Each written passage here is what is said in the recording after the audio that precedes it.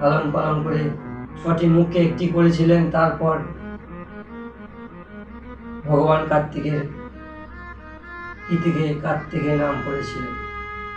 তারপর ভগবান কার্তিক ধীরে ধীরে বড় হলো। তারপর কি করলেন, সমস্ত দেবতা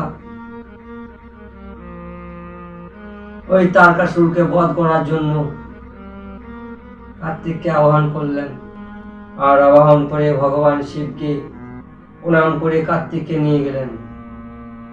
আর এইদিকে তারকাসুর জানতে পারলেন যে আমার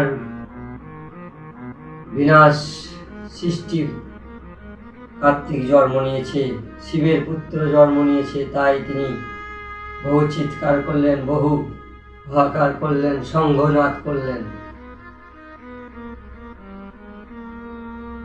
ভগবান কার্তিক সমস্ত দেবতা মিলে সেখানে গেলেন। বহু যুদ্ধ হলো। বহু যুদ্ধ করার পরে ওই তারকাসুরকে বধ করলেন। তারকাসুরকে বধ করে ফিরে এলেন। তখন অনেক পুষ্প বর্ষণ হলো। অনেক দেবতাগণ ভগবান কার্তিককে আশীর্বাদ দিলেন, পুষ্প বর্ষণ করলেন। তারপর বাড়িতে ফিরে এলেন। এদিকে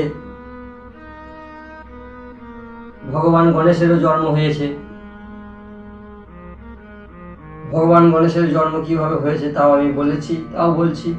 ভগবান গণেশের জন্ম হয়েছে মা পার্বতীর শরীরের ময়লা থেকে। বেশ বাল্যকাল ধীরে ধীরে ভগবান গণেশ ও কার্তিক কাটিয়েছে, বড় হয়েছে, বিবাহ করেছে। বিবাহ ওই বিশ্বকর্মা 2 কন্যা বুদ্ধি ও সিদ্ধির সঙ্গে বিবাহ দিয়েছে। বিবাহের জন্য একটি